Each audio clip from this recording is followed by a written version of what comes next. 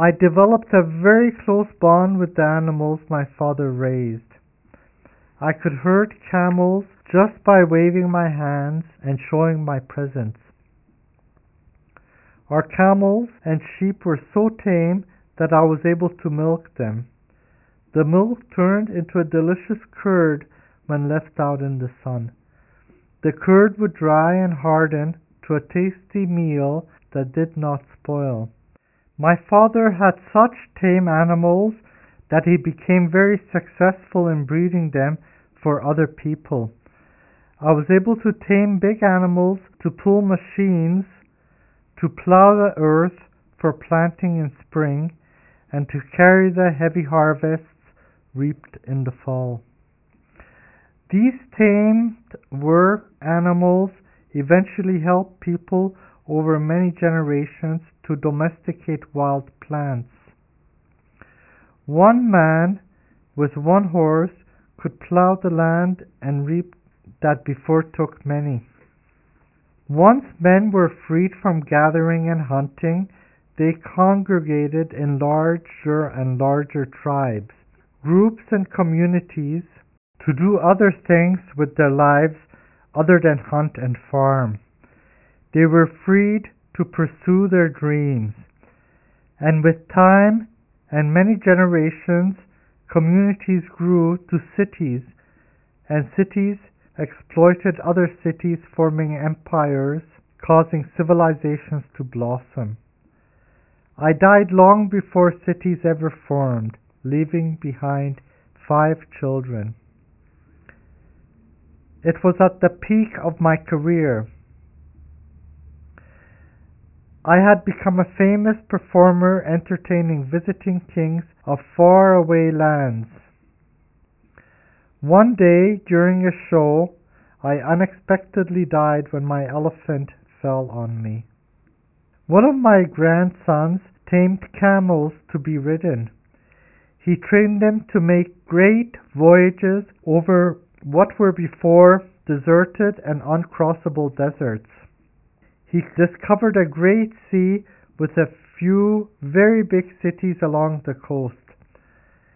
He brought back with him many new materials and ideas from people living on the other side of the desert. He eventually set up a caravan route and transported trade between the coast on Great Sea and the fertile valleys on the other side of the vast desert. He ended up trading dried fruit and sugar for dried fish and salt. The engineer who designed the pyramid. I was born in Egypt and was the chief engineer for the Pharaoh.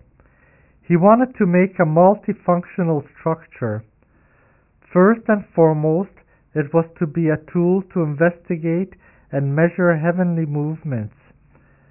It had to be a structure that would stand stable for thousands of years to help future generations to observe and study the heavens.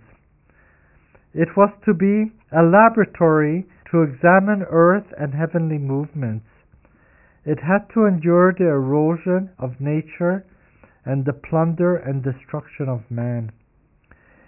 It was also to serve as a lookout and communication tower sufficiently high to see approaching armies hundreds of kilometers away. It was to provide the Pharaoh and his family a safe refuge whenever threatened by siege from enemies and a secure vault for their wealth. It was to serve as a silo for grain and reservoir for water. It was to be a symbol of his lasting power and of his nation that built the imposing structure. Some thought he was just making a pretentious tombstone for himself. The project was actually a make-work program. The wise Pharaoh believed that such a project would stimulate economic growth in the long term. It was hoped that such a grand project would help open the region for tourists and farmers for generations to come. It was my responsibility to design and build it. I had at my disposal the best mathematicians, scientists, and engineers. The site was chosen 1 kilometer from a tributary of the Nile that had a thick and flat bedrock. 200,000 men worked day and night with 10,000 elephants for 70 years and excavated, cut, carved, and moved 2.5-ton blocks from hundreds of kilometers away and piled them up into a 140-meter high pyramid. They were divided into 4 teams. Recognition and prizes were given to the team with the most progress each year.